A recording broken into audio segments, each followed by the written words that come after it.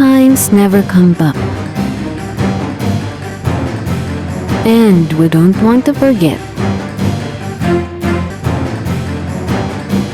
Because history gets old, but gold.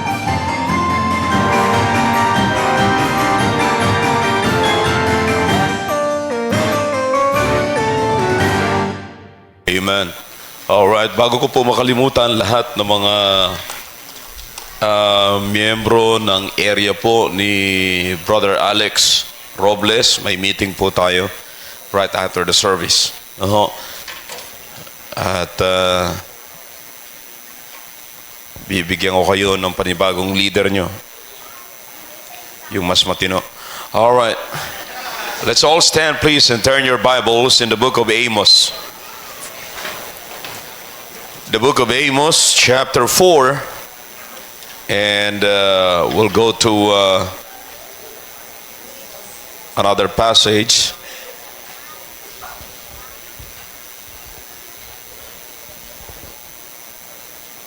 Okay.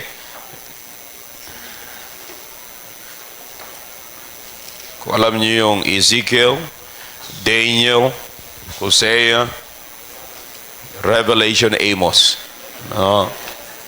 Madaling makuha ho yan. Ibig sabihin, bumalik na lang kayo pag nakuha. Pag nakarating na kayo ng Revelation, hindi nyo pa nakukuha yung Amos, bumalik na lang kayo. Alright, Amos chapter 4, verse number 11. Brad, medyo maingay yung mga bata rito. May mga ushers dyan, I believe. Matulungan nyo kung makontrol yan. Alright. Amos chapter 4, verse number 11. I have overthrown some of you, as God overthrew Sodom and Gomorrah. And ye were as a firebrand plucked out of the burning. Yet have ye not returned unto me, saith the Lord. Tayo po sandaling manalangin. Dakilan po sa talatang ito na binasa po namin. Salamat po na binigyan niyo po kami ng pagkakataon na makapakinig ng inyong salita. Salamat sa presensya ng mga bisita po namin. We have 28 first-time visitors this afternoon.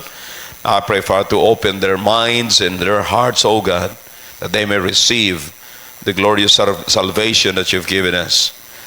Thank you, Father, for your people. I pray to please help me to stir up your people tonight and encourage your people. Forgive us for our sins and cleanse us from all unrighteousness. In Jesus' name, amen. Thank you. You may be seated.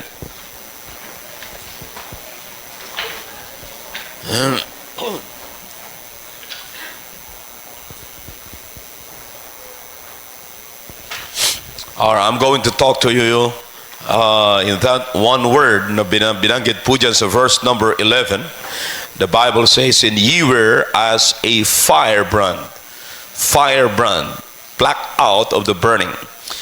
Now, ang talata pong ito, mga kapatid, I hope you're ready now. Amen. Everybody, look at this way. At habang pinapaliwanag ko po sa inyo ang background ng talatang ito.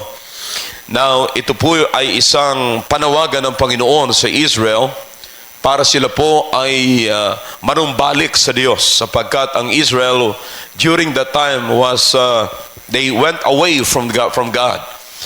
Sila po ay nagkaroon ng naging matigas, naging tinawag sila ng Panginoon na stiff-necked people, at hindi na po sila sumusunod sa Panginoon. And mula po doon sa punto na yon, ipinaalala po ng Panginoon. I hope you're listening now. Amen. Alright. Ipinaalala po ng Panginoon yung pong ginawa ng Panginoon sa kanila. And before verse number 11, marami pa po mga talata dyan kung na ipinakita ng Panginoon kung ano po ang ginawa ng Panginoon sa kanila. Alright? Now, gusto ko lamang po na makita nyo yung background ng talatang ito, bagamat hindi po ako doon mismo magtitigil, sapat gagamitin ko lamang po yung salitang firebrand para ma-encourage ko po kayo ngayong hapon na ito. So, nung pong ginamit ng Panginoon yung kanyang pag-deliver sa mga sa mga Israelites, ang sabi ng Panginoon, ito yung aking mga ginawa sa inyo. Particularly in verse number 11, sa binasa po natin, ang sabi ng Panginoon, I have overthrown some of you as God overthrew Sodom and Gomorrah.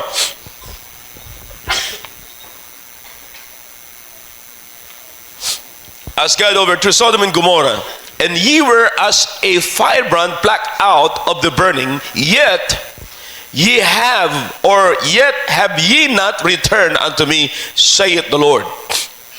Sa kabila ng ginawa lahat ng Panginoon, sabi niya, ganito ang ginawa ko sa inyo, pinalaya ko kayo, inayos ko ang inyong buhay, and yet, hindi pa kayo bumalik sa akin.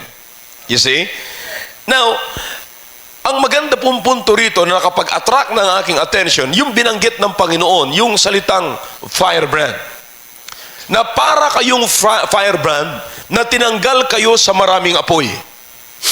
Which is, yun naman ho talaga ang trabaho ng firebrand. Okay, para maunawaan niyo po, ibibigay ko po sa inyo ang definition ng firebrand at yung trabaho ng firebrand. Pero ang napakagandang talata na ito, sabi ko nga sa inyo na nag-attract sa akin is, nung inahintulad ng Panginoon, yung Israelites, yung kanyang mga anak, sa firebrand. You were like as a firebrand plucked out of the fire. See? Now, ano po ang ibig sabihin ng salitang firebrand?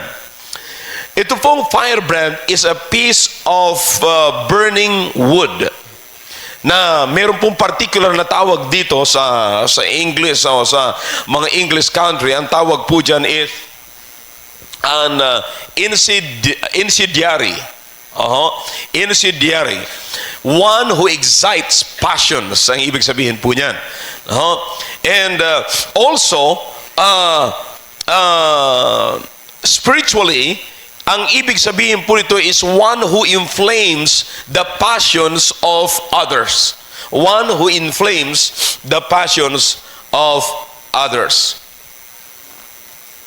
Now, napakahalaga na maunawaan po natin sa paggamit ng Panginoon sa talata pong ito. Now, ginamit po ng Panginoon ito noong siya po'y nagagalit sa Israel, sa kanyang tao mismo, at naisip niya po yung talatang ito, naisip niya po yung word na ito. Pagka ang Panginoon gumamit ng mga parables, para ma-describe niya ng mabuti kung sino tayo. Minsan ginamit ng Panginoon yung, if you can still remember in the book of John chapter 15, there is the vine, and hinalintulad po tayo ng Panginoon doon sa mga branches, sa mga sanga. Marami tulad din tayo ng Panginoon sa mga tupa. So, because ang bawat illustrations ng Panginoon, yan ay nagsasabi ng bawat katangian natin bilang isang Kristiyano. Nasusundan niyo po ako.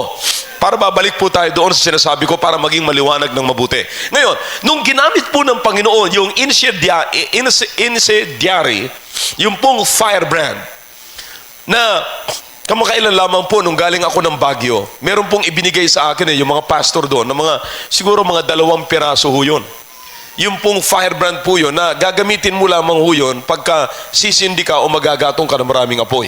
Kaya nga tamang-tama ho yung nakita ko pong meaning mismo, Bible meaning, na ito po ay ginagamit to inflame the passion also of others. Okay?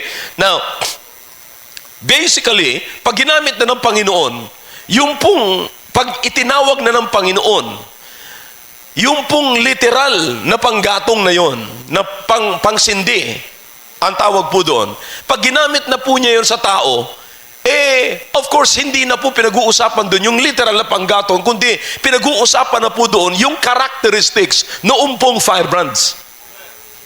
Naunawaan niyo po? Hindi na pwede. Ibig sabihin, pagka ang isang tao tinawag na aso, hindi literally na ikaw may balahibo ng aso. Hindi yung literally na ang mukha mo ay mukhang aso. Hindi yung literally na ikaw ay tumatahol. Kundi, ipinapakita doon marahil na ikaw ay may ugaling aso. Nakakaintindihan po tayo. For example, ano mga halimbawa para tinatawag mo siya na aso? ay nangangagat pag nakatalikod ka eh. Oh? Bihira ho kasi yung aso na sumasakmal ng diretso rito. Mga ibang klaseng aso yun. Pero karamihan ng mga aso ay nananakmal pag nakatalikod ka na. Yes, kaya tinatawag kang aso. Alright? Now, in this case, mga kapatid, tinawag po siyang firebrand. Yung nakita ko po, habang pinag-aaralan ko po itong salitang firebrand, sabi ko, bakit naman ganun ang tawag ng Panginoon sa kanila? Na tinawag silang firebrand as a firebrand plucked out of the fire. You see? Now, binanggit po dun yung Sodom and Gomorrah. Now, ito po yung nagpapakita kung paano, kasi po yung firebrand nga, mga kapatid, hindi po yan dapat manatili sa apoy. Hindi po yan, kasi ginagamit lamang po yan na pangpasimulang apoy, doon ho, pang-ignite, no? Parang igniter lamang ho yan, kumbaga sakala ng mga digas, no? Ganyan po yan. Pero ito, talagang nung araw, sisindihan nila yon, ilalagay nila ngayon sa apoy, and then, pagka naapoyan na yung iba, tatanggalin. Yung iba naman, hindi na tinatanggal. Okay? Para lalo pang maging malakas ang apoy. Now, ibig ko sabihin, ito ngayon ginamit ng Panginoon. Kasi dalawang bagay ang nakita ko rito, mga kapatid. Una, pwede hong yung incendiary, yung pong firebrand, ay pwedeng magamit sa masama. Pwede siyang maging masama at pwede siyang magamit sa mabuti. Now, it reminds me of Israel or Israelites na yung mga Israelites sa isang banda, nakakatuwa, nagbibigay sila ng kasiyahan sa Panginoon. In fact, sila po yung mga tao ng Panginoon. Pwede po pa akong dagdagan, medyo nahihirapan ang throat ko. Pwede po silang maging blessing sa ibang tao at natutuwa po sa pamagitan po doon. Natutuwa po ang Panginoon. You see? At sila'y tinawag ng Panginoon na apple of my eye. Marami hong magagandang tawag na tinawag sa Israel ng Diyos sapagkat natutuwa sa kanila ang Diyos. Pero marami na mga halos na kung tawagin ng Panginoon talagang, yun na nga, aso. You see? So dalawang bagay ho ang nakikita ko po rito, mga kapatid. But basically, pag dinefine nyo po yung purpose, pag dinefine niyo yung purpose ng firebrand, pag nakita niyo po yung purpose, for example, katulad ng binigay ko po sa inyo, it is a piece of burning fire or a burning wood. I'm sorry. It's a piece of burning wood.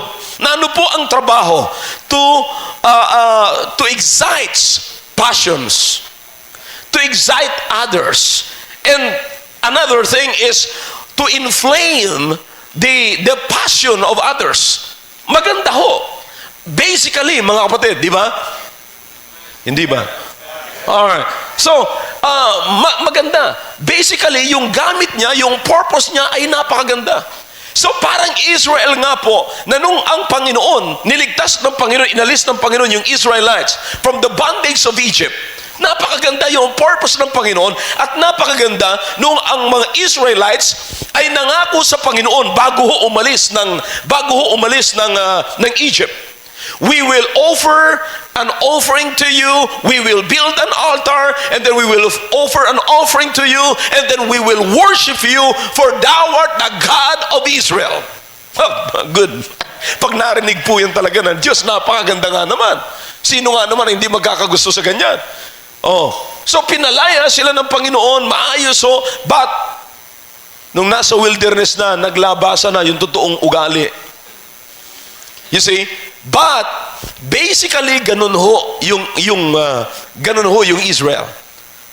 Now, sabi ko, exactly, talagang ang galing talaga ng Diyos gumamit ng parabola. Ang galing talaga ng Diyos, very exact siya. Very absolute yung kanyang ginagawang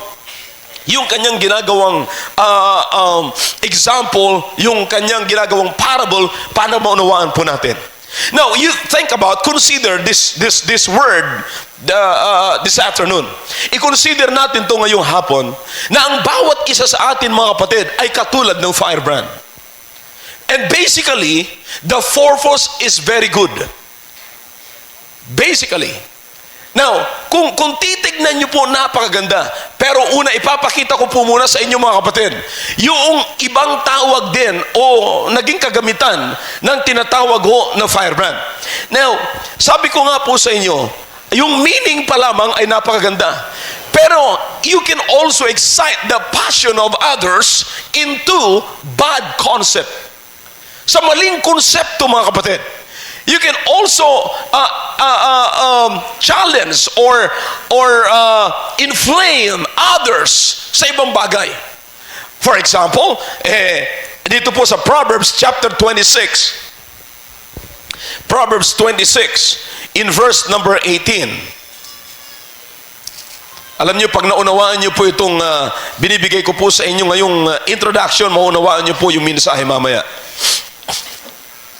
26 in verse number 18. Alright. Now, simulan po natin sa verse number 17 para maganda. He that passeth by and meddleth with strife, belonging not to him, is like one that taketh a dog by the ears. Alam niyo, pagka nagbabasa kayo ng Proverbs, magaganda pag naunawaan niyo to. Sabi dito, pagka ang isang tao ay nakikialam sa isang problema na hindi naman sa kanya, ang sabi niya, para siyang nagbibit-bit ng aso na tangan-tangan niya sa tainga. So, hindi ko na kailangan paliwanag yan, mga kapatid. Kung hindi nyo gaano naiintindihan, mamaya pagkatapos ng service, subukan ninyo. Kumuha kayo ng aso, hilahin nyo sa tainga. Tingnan natin, mauunawaan nyo, ay ito pala yung mensahe ng Panginoon, yung mensahe ni Pastor kanina. Anong ibig sabihin nun? Makakagat kayo maya-maya. Alright? Ang sunod na po doon ay uminom kayo ng formalin. Alright. And then verse number 18, tingnan nyo po. And as a madman who casteth firebrands as arrows in death, so is the man that deceiveth his neighbor and saith, am not I in sport? Yeah? Now, saan ginamit po dito yung salitang firebrands? Ginamit po dito ng mga kapatid sa pangtatraidor. You see, sa pangdideceive, sa pandaraya. You see, as a firebrand. Ganon din naman yung neighbor na nagdideceive ng kanyang neighbor and saith, nagsasabing, hindi ba patas ako? Diba? Now, ang isang punto, mga kapatid, makikita natin na yung firebrand ay ginamit sa masamang o sa hindi magandang konsepto. Alright? Hindi yung maganda yung paggamit ng salitang firebrand. Alright? So, yan ang makikita po na, sabi ko nga sa inyo kanina, minsan minsan yung Israel ay nakakatuwa sa Panginoon, minsan naman ay nagiging problema ng Panginoon. Minsan naman ay katulad ng pleading dito ng Panginoon sa talatang ito na ang sabi ng Panginoon, hanggang kailan? Ganito na ang ginawa ko sa inyo, pero wala man lamang sa inyong nagalit sa ginawa niyong kasalanan at wala man lang sa inyong nagmahal sa akin. Ha? Sa kabila lahat ng ginawa ko sa inyo, wala man lamang sa inyo nagsabi na ayoko na ng kasalanan ito, galit na ako sa kasalanan ito. Wala. At wala rin naman nagsabi sa inyo, mahal talaga kita, Panginoon, napakabuti mo talaga. Wala, sabi ng Panginoon. Kaya pag bumaba pa kayo sa talatang yan, sabi ng Biblia, sabi ni Amos, alright, prepare to meet thy God na lang. Okay, ayaw nyo makinig? Prepare to meet thy God. Maraming handang-handa na pumunta ng langit, sigurado nilang makakarating sila sa langit at ready sila na pupunta sa langit, pero hindi sila handa na sa pagharap sa Panginoon. But anyway, the message is this. Tingnan niyo po, as a firebrand, bawat isa po sa atin, sa oras na ito, ay pwede po tayong maging firebrand. Okay? But listen, saan pong konsepto? In fact, ngayon ay firebrand na tayo sa ibang either way. Alin man dito sa dalawang ito. Firebrand na tayo. Minsan maaaring katulad tayo ng firebrand na nag-i-excite tayo ng passion ng iba, pero saang passion natin sila dinadala? Yung iba naman, nag-i-stir up tayo ng galit ng iba. Para lalong talagang inaapo yan. Firebrand nga. pinaapoy natin lalo yung galit ng iba. Merong mga asawang babae na ini-ignite nila, lalo nilang pinapaypayan yung galit ng kanilang mga asawang lalaki. Meron namang mga kaibigan na kanilang pinapaypayan yung galit ng kanilang mga kaibigan. You see, kaya nga maliwanag dito po sa talatang ito, no? Sa talatang ito sa Proverbs chapter 26. Tingnan niyo po ang pagkasabi po rito. Proverbs 26 verse number 17. He that passeth by and meddleth with strife belongeth not to him, is like one that taketh a dog by the ears, as a firebrand. Binanggit na naman dyan. You see, magkakasama po sila. They are in the same chapter. Alam niyo, pagka mga talatang ito nagsama-sama po sa isang chapter, kapatid, may ibig sabihin yan. Naniniwala ako sa tinatawag sa pag-aaral sa theology na continuity of the Word of God. Naniniwala tayo sa consistency ng salita ng Diyos. Ha? Naniniwala po tayo dyan. Ngayon, sa madaling sabi mga kapatid, meron talagang mga tao na sa isang pagkakataon, sa isang banda, sila'y nagsisilbing firebrand para magalit yung ibang tao. You see? Now, para tayo makapag-ignite ng galit ng tao, para tayo makapag-ignite yung strife ng tao, sabi ng Biblia. But, sabi ko nga po sa inyo, katulad ng Israelites, no, na hindi ho ganun tinawag sila ng Panginoon para lamang sila'y maging masama, sapagkat sila'y masama. Pero ang sabi ng Panginoon, you are my people, and how can I give you up? How can I give you up? You are the apple of my eye, sabi ng Panginoon. You see, now, in this case, mga kapatid, kung babalik po tayo doon sa meaning ng firebrand, napakaganda ho ng talatang ito. Napakaganda. Kaya sabi ko, yung talata na lang na ito na kinuha ko yung one word na ito na kinuha ko mula sa talatang ito, napakaganda ho na yung pagbulay-bulayan. As a firebrand plucked out of the fire. Now, bakit po? Ang firebrand is the one who inflames the passions of others. Now, ano yung mga magagandang gamit po dito? Kung inyo pong natatandaan, during the time of Elijah, nung si Elijah po, mga kapatid, ay nagugutom. At naglalakad po siya. At talagang wala na siyang makain. Alam niyo kung anong natagpuan niya? Yung mag-ina na nagluluto. Kapatid, noong araw, walang nagluluto na hindi gumagamit ng firebrand. Now, in this case, mga kapatid, it was a piece of burning wood, a firebrand, na nagluto sa pagkain ni Elijah, na isang propeta ng Diyos, nung siya'y nagugutom, at nung nailuto siya, na-satisfy po siya, and mula po doon sa kanyang pagka-satisfied, lalong na doble ng Panginoon yung niluto ng isang babae na wala na ho silang halos makain. Now you think about the blessings coming out from a piece of wood. I mean burning wood. You understand that? That's just a piece of wood. Nakaluto ng pagkain ng propeta na yun ang naging dahilan ng pagpapala ng mag-ina. At lalo pa silang pinagpala ng Panginoon. Not only that, it was also the piece of burning wood that lit the offering of Moses when they were freed from Egypt, and it pleased the Lord. Nung naalala niyo po, after nung pinalaya ng Panginoon si Moses kasama po yung mga Israelites, at nung nakapagtawid po sila ng Red Sea, o maging doon pa lamang sa disyerto, nung nakalayo na sila, nag-offer sila sa Panginoon. And you know what? Nung nag-offer sila sa Panginoon, again, it was a piece of burning wood na tinatawag po nating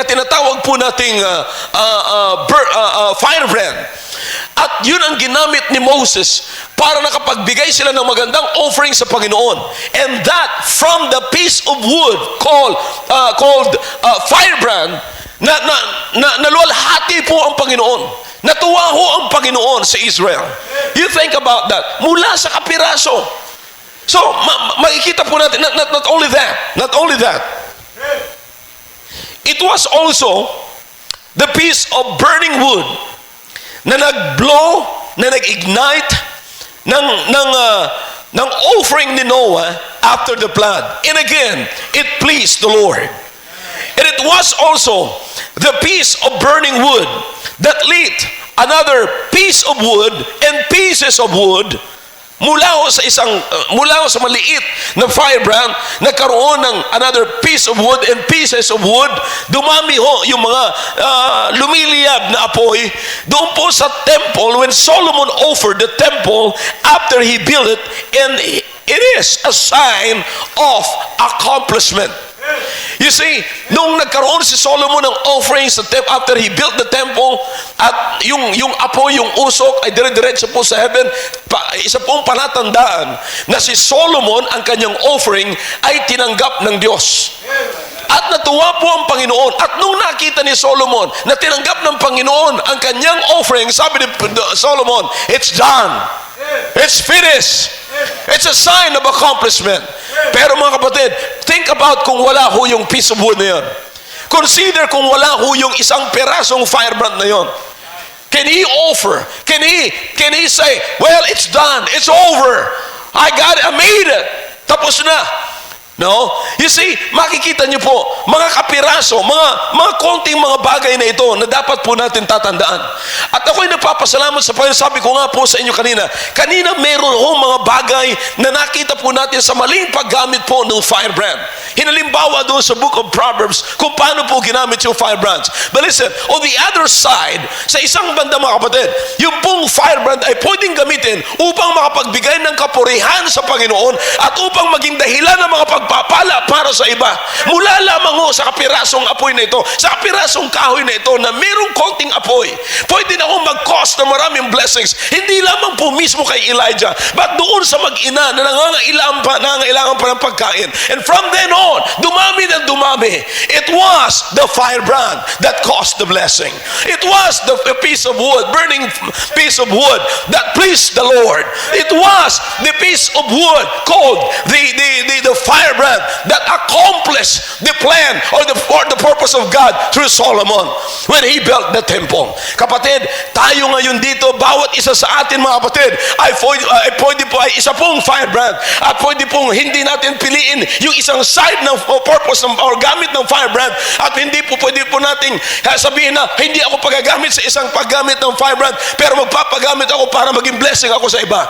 I mean, mula ho sa atin, hindi ho regardless kung anong meron tayong klaseng pinag-aralan, regardless kung tayo po may pera o wala, may pinag-aralan o wala, anumang condition meron tayo ngayon, kung ang bawat isa ay sisikapin at nanasain natin ngayon, gusto kong maging firebrand, gusto kong mag-aflame ng passion ng ibang tao, then you can be a blessing to others. Now consider this tonight. Kung ikaw ay magiging firebrand mula ngayon, sasabihin mo sa Panginoon, gusto kong maging firebrand. Gusto kong mag-excite ng passion ng iba. Gusto kong mag-influence ng passion ng iba. Gusto kong yung isang ito ay umalab. Ako ang maging dahilan para umalab ang isang ito. You see, huwag ko natin kakalimutan, munting piraso, kapiraso lamang, isang piraso ho ng isang kahoy na umaapoy, na pag nilagay niyo po yun doon sa altar, pag nilagay nyo sa maraming apoy, minsan hindi na ho, sabi ko nga po sa inyo kanina, minsan hindi na ho yan tinatanggal upang lalo pang umalab, dumami ng dumami ho yung apoy. Kaya hindi na ho tinatanggal. Pero makikita nyo po, minsan, pag naglagay po kayo ng firebrand, bang, masisindihan ho yung isang kahoy. At mula doon sa isang kahoy, sasanga na naman uli yung apoy, pupunta naman sa isang kahoy, pupunta naman sa isang kahoy, and after a while, buong kahoy na ang umaapoy. At hindi ho nagwawakas sa apoy. Katulad kay Elijah, may nalutong pagkain na naging blessing kay Elijah at saka sa mag-ina. Are you with me? Brethren, maaaring sasabihin niyo, Pastor, wala akong kaalam-alam tungkol sa bagay na ito. But you can be a firebrand. Ngayong gabi, pwede mo sabihin, Panginoon, gusto ko pong ako'y maging firebrand. Gusto kong maging blessing sa iba. Maaring ako'y maliit lamang na apoy. Maaring ako'y kapiraso lamang na panggatong. Maaring kapiraso lamang akong kahoy. Pero listen, if you are flaming, if you are on fire, then you can influence others. Now, hindi lamang po sa larangan ng soul winning, kapatid, kundi sa larangan ng paninindigan ng isang totoong Kristiyano. Alam niyo, sabi ko nga po sa inyo ngayon, mahirap na ho ngayon tayong makatagpo ng isang magandang halimbawa. Magandang halimbawang ama, magandang halimbawang ina, magandang halimbawang kabataan, magandang halimbawa ng mga Kristiyano, magandang halimbawang mamamayan. Wala na ho tayong magandang example ngayon. But listen, I believe God can find somebody in this building tonight who can be a firebrand for His glory and honor. We can have flame for God. I'm trying. This is exactly what I'm trying. This is exactly what I'm trying. In your office, maaaring sasabihin mo, Pastor, ako lamang dito mag-isa. Bless God. At least you're the firebrand. Bless God. You can excite somebody. You can influence somebody to stand for righteousness. Maaaring sasabihin mo, ako lamang naninindigan dito. Salamat sa Panginoon. Panginoon, ako lamang ang nag-iisang firebrand dito. Pero Panginoon, pag-aapuyin ko ang buong opisina, buong school, buong institution na kung saan nandoon ako, inilagay niyo, Panginoon, pag-aalapin ko ito para sa iyong kapurihan at para maging pagpapala sa maraming tao. Kapatid, maaari ang masisindihan mo ay isang munting bata lamang. Maaaring may ignite mo, may influensya mo, ay maaaring isang pulubi o mahirap o hindi naman famous na father. But mula sa isang father na yan, na inaakala natin walang magiging influence, pagka na natuto na meron siyang ng righteousness ng Panginoon and God is pleased, then He can be a blessing to many people. He can be a blessing to many people. You can be a firebrand tonight. You can stand na katulad sinasabi ng Panginoon. Yes, you're a firebrand. You can be a firebrand. You can excite the passion of others. Pwede mo pag-alabin sila. I mean, kung mga kapatid, kung yun nga lang kapatid, konting galit lang sana sa kapwa niya, nagagawa nating mapagalit ng grabe. You see? Kung hindi nyo gaanong naliliwanagan itong sinasabi ko, after the service, tanungin nyo si Noel kung paano niya ginagawa yan.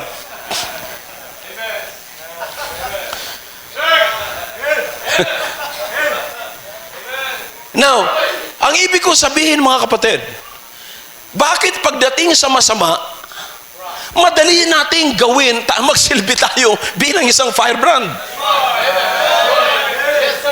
Pagdating sa masama, ang galing nating manggatong. Ang galing nating magpaaway ng tao at magpanatiling magkaaway.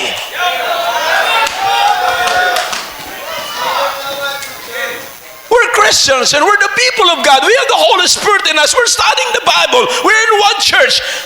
We're praying to God. We're the child of God, children of God. Kapatid, bakit hindi natin baliktarin na tayo bilang isang maliit lamang at sinasabi natin, wala akong gamit, but God can use me. I can be a firebrand. And of course, if I'm a firebrand, I can be a blessing to others. I can ignite the passion of others. Then I can be a blessing to the whole country. Sino ang nag-influence sa Amerika? Hindi ho maraming tao. Nagsimula sa isang tao na pinersecute.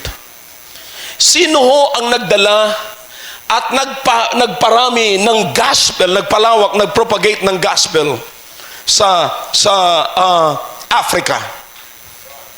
Isa lamang ho na kinain pa ng kanibal. Pero yun ang nag-caught ng attention ng lahat ng mga missionaries para pumunta sila ng Africa. What he did is, he ignited the passions of others. You see? Sino ho ang nag-cause ng katakot-takot na trouble dito? Isa lamang ho. I believe, brethren, sa ganitong klaseng mga paninindigan ho natin, pwede nating isipin ngayong gabi.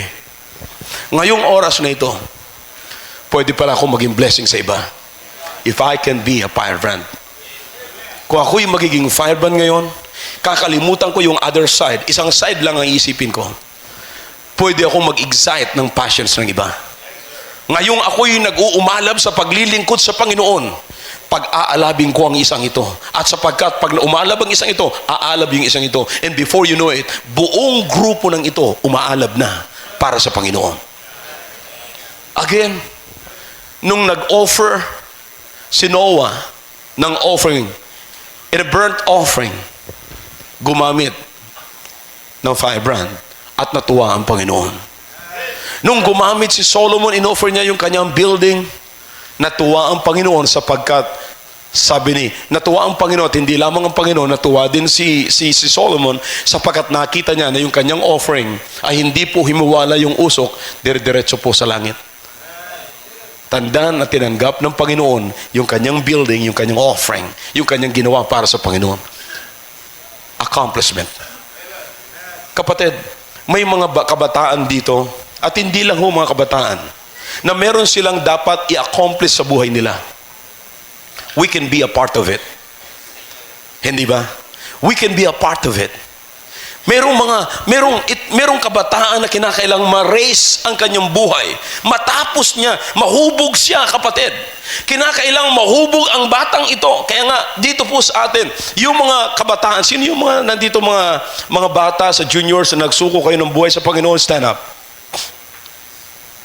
Stand up. Mga juniors na nagsuko ng buhay sa Panginoon. Look, kapatid, kinakailangan nilang ma-accomplish ang kanila pong plano na ito sa Panginoon. We cannot allow, no, listen carefully, listen carefully. Makinig kayong mabuti. Huwag niyo munang isipin at matuwa kayo sapagkat nagsuko na inyong mga anak. Hindi pa tapos, kapatid. The devil is always there. But listen, we cannot allow the devil to accomplish his purpose in their lives. Are you with me? We cannot allow the devil to accomplish his purpose in their lives. But we will allow the purpose of God to be accomplished in their lives. Therefore, lahat po ng mga taong narito, maliit pa lamang itong mga batang ito. Alam mo, ginagawa namin lagi ni Brother RM every Friday afternoon. At 5 o'clock, iniipon po yan dito ni Brother RM. At dito nananalangin kami kasama ang mga batang ito. Panginoon, alam ko po, these are little ones. Mahal niyo po, naalala ko, noong araw, nung itinatabi ng mga apostles, yung mga disciples, yung mga batang maliliit, sabi ng Panginoon, wag. Hayaan mo sila ang mga little ones na lumapit sa akin. In fact, ang sabi ng Biblia, sabi ng Panginoon, sino man sa inyo ang mag-offend sa mga little ones na ito? Sino man sa inyo ay hindi kayo makapasok sa aking kingdom. You see, nakikita niyo po kung gaano kahalaga ang mga little ones na ito. Nakikita niyo po kung gaano kahalaga sa Panginoon. But listen, each of us here, mga magulang at mga nakakatanda na kapatid ng mga batang ito, we can be a firebrand to these kids. We can be a blessing to them. We can help them just like Solomon. Solomon offered the temple to God and was accepted by God. The offering was accepted by God. It is a sign of accomplishment. Brethren, darating sa punto mga kapatid, kung ngayon ay magtatrabaho tayo at magiging blessing tayo sa mga batang ito as a firebrand, isang araw darating sa buhay nila na sila rin ay masasabi nilang, Amen, praise the Lord, I made it, nandito na ako, bless God for putting me into the ministry. But listen, lahat ng mga bagay na yan ay mangyayari kung merong magsisilbi na parang firebrand sa buhay ng mga batang ito. Thank you very much, kids. Thank you. Now listen, bawat isa sa atin can be a firebrand to each other. Bawat isa sa atin mga kapatid, naniniwala, ako po every time, sabi ko po sa inyo, natatayo ako sa pulpitong ito, naririnig niyo po ako, nagpipreach ako ng hard message, and that's what you need. I believe. Naririnig niyo, nagpipreach ako rito na parang binabagbag yung iyong dibdib pag tinatamaan kayo. Pero kapatid, hindi ko kailanman intention nasaktan kayo. My intention is always to be a blessing to you. My intention is to be of great help to you. That's my intention. Maaaring nasasaktan kayo, pero tulong ko yan sa iyo, kapatid. Kung tatanggapin mo ng mabuti yan, yan ay tulong ko sa iyo. Because I'm here. Hindi po para i-despise kayo, hindi po para saktan kayo, hindi para i-reject kayo, but I'm here serving as your firebrand. I'm trying to excite your passion. I'm trying to aflame your passion for the Lord. Para isang araw sasabihin niyo, Panginoon, natutuwa ang Panginoon kapag nakita natin ang isang Kristiyano na namold sa salita ng Diyos. Hindi po ba mga kapatid, na kung hindi dahilan sa mga matitigas na mensahe, sabi nga ng isang nanay dito, kung hindi lang ako siguro napunta sa church nito, ay maldita rin ako sa asawa ko. Sa itsura nga talagang maldita nga Sabi niya, kung hindi lang dahilan doon sa mga na-i-preach ni pastor na ganito pala, nakakahiya ng maging maldita kasi naririnig ng asawa ko yung mensahe ni pastor Akalain niyo yung tulong ko yan sa inyo kayong mga asawang lalaki. Dapat magbigay kayo ng malaking offering tungkol sa bagay na yan. Malaking tulong. Kaysa murahin pa kayo, hindi na kayo minumura dahil lang sa message. Nabawasan na, Roy? Amen. Alright. You see, mas grabe yung nabawas kay Dexter. But anyway, ang ibig kong sabihin, mga kapatid, we can be a firebrand. Ngayon, minsan, iniisip natin, di ba mas magandang maging firebrand na tayo in the positive side rather than the negative side? Mas maganda magpaapoy tayo ng mga tao na nakakalugod sa Panginoon at nakakatuwa sa Panginoon, sapagkat kung ano man nakakatuwa sa Panginoon, yan ay blessing sa maraming tao. Kaysa naman sa magpaapoy tayo ng galit ng iba, alam mo, sinabi nga talaga yun si Jonard, banatan mo, talagang grabe talaga yan. Talagang grabe yan. Alam mo, may sinabi, narinig ko yun, talagang grabe talaga. You see, hindi ka firebrand sa blessing, mga kapatid. Pang-apoy ka sa impyerno.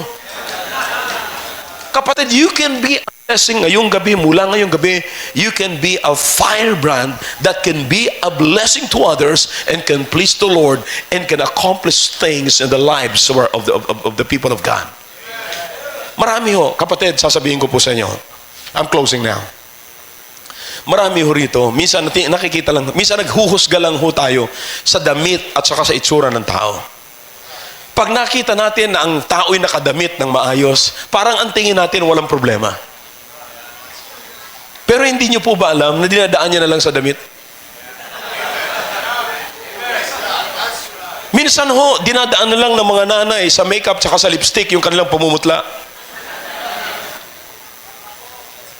Pero nararamdaman ko po ang damdamin ng isang ina na nag-aalaga sa kanilang mga anak at sa buong pamilya sapagkat irresponsable ang tatay.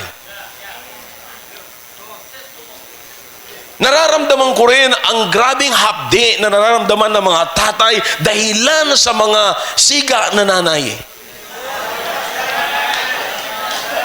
Nararamdaman ko ang kalungkutan at discouragement ng mga magulang dahilan sa mga suwail na mga anak.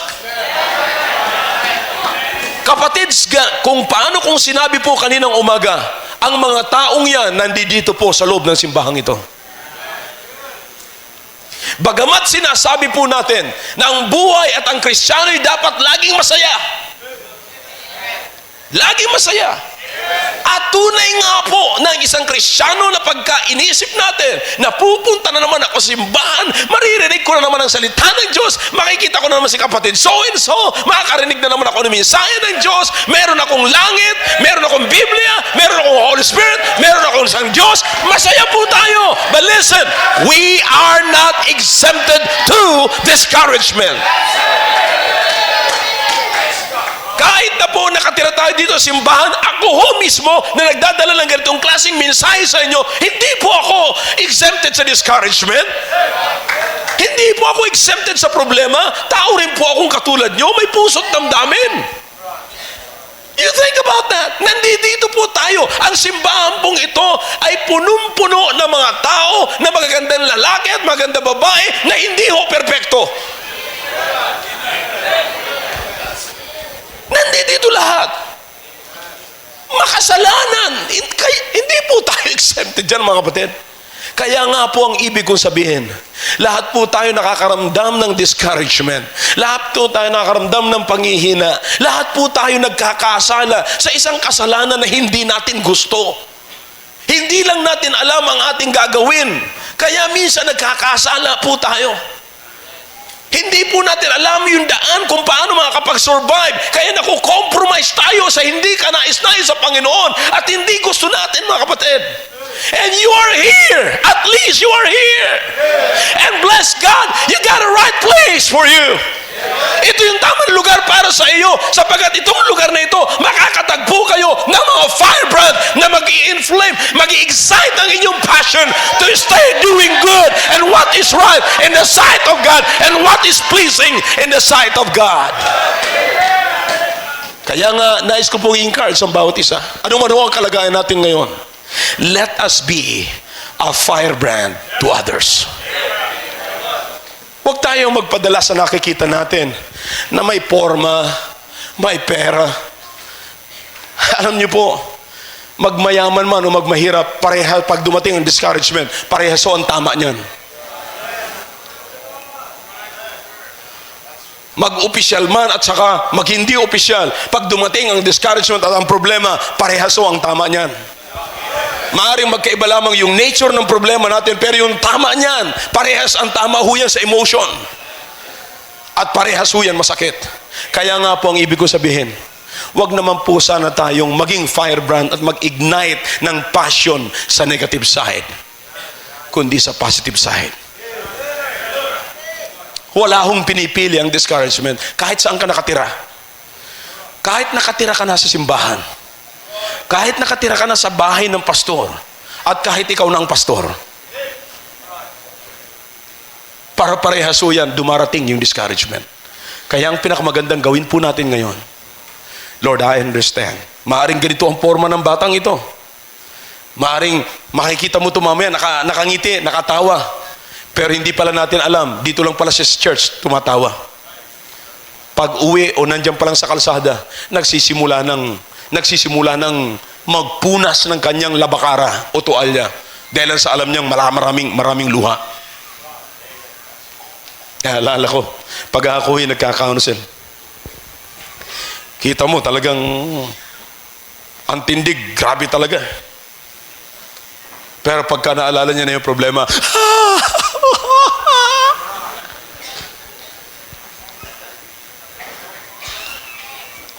wala akong exemption to, mga kapatid. Now, kung wala akong iginagalang, wala akong nirerespeto ang discouragement, ang problema, mga kapatid, ang troubles, let us be a blessing to others. Amen? Let us be a part of, or kung hindi man tayo ang maging bahagi, o magkaroon ng bahagi, maging dahilan tayo ng kasiyahan ng tao. Maging dahilan. Because we're a vibrant. Hindi ba napakaganda? Sasabihin ng tao, alam mo, kung hindi kita nakilala, baka nagpakamatay na ako. Naalala ko kamakailan lamang, sinabi ho sa akin yan. Few days ago. Sabi niya, Pastor, kung hindi kita nakausap, maaaring nagpakamatay na ako. Kaya pinilit ko na ako'y magsimba noong linggo. Pero it was Sunday night na pinatulog ko na ang lahat ng miyembro ng aking pamilya. Sapat gusto ko nang magpakamatay. Pero salamat na lang, Pastor, nakausap kita. Sabi niya. Few days ago. You understand? Nagsasama-sama tayo rito. Pag nagpapatawa ako, tumatawa kayo. Pag nagpapaawit, nagkakantahan tayo ng masaya. Pero huwag niyong kakalimutan, kapatid, ang mga taong nasa loob ng building na ito ay hindi po exempted sa problema at discouragement. It means somebody must encourage. Somebody must be a blessing. Somebody must be an encouragement. Somebody must be a firebrand. And it pleases to God. It pleases to God kapag tayo po ay naging blessing sa maraming nangangailangan sa atin. I hope I'm clear tonight. Shall we all stand, please? Father, thank you for your words. Don't always, oh God, I've done my best. That's all I can. I tried. But that's all I can. Because I want to be a blessing to the people. To your people as well as to our first-time visitors. Ginawa ko ho ang lahat na magagawa ko para hamunin at maging pagpapala sa inyong mga anak. Pero ako po'y limitado, O Diyos. Ngayon, ibinibigay ko na po sa inyo ang floor. Mas marami at mas dakila at mas powerful po kayo. Mas malaki po ang inyong magagawa. Panginoon, ngayon, simula po ngayon, ang bawat isa ay bigyan niyo po at tulungan niyo po na mag-commit sa kanilang sarili. Na hindi na po ako magiging firebrand on the negative side, but a firebrand on the positive side. God, help us tonight. Please, do something in the midst of us. Your heads are bowed, your eyes are closed. God is speaking to your hearts tonight. Don't miss this. Alam ko, kinakausap ka ng Panginoon. Kinakausap ka ng Panginoon. Continue to be a blessing. Continue to be a blessing. I know the hardships, trials that comes along our way. Pero marami pa ho tayong tutulungan. Let's be a blessing to others. Let's be a firebrand to others.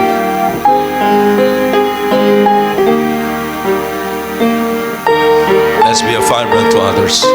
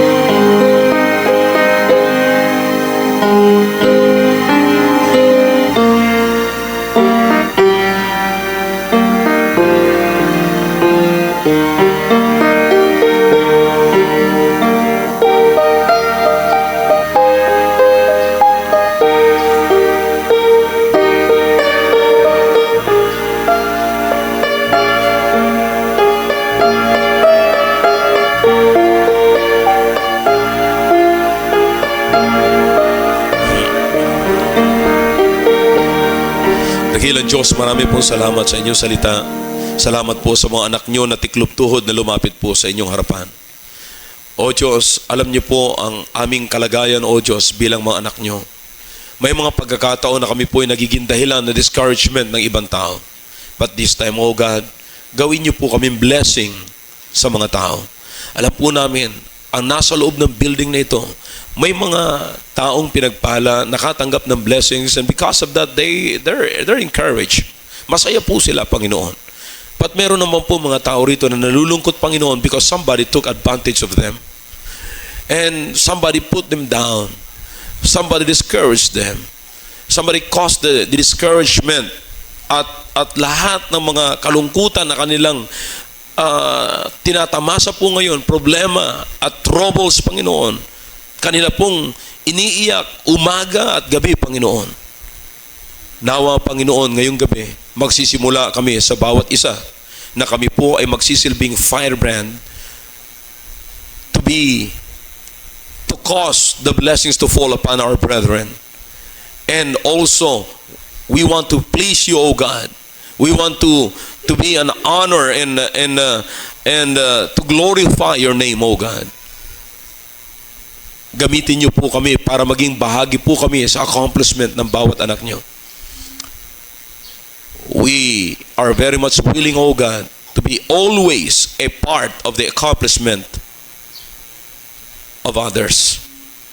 We cannot allow the devil to accomplish his purpose in the lives of others, in the lives of our brethren. We cannot allow him, O God. So help us to be a blessing. Help us to be a firebrand. We praise you and we love you, O God. In Jesus' name we pray. Amen. Thank you. Back to your seats, please.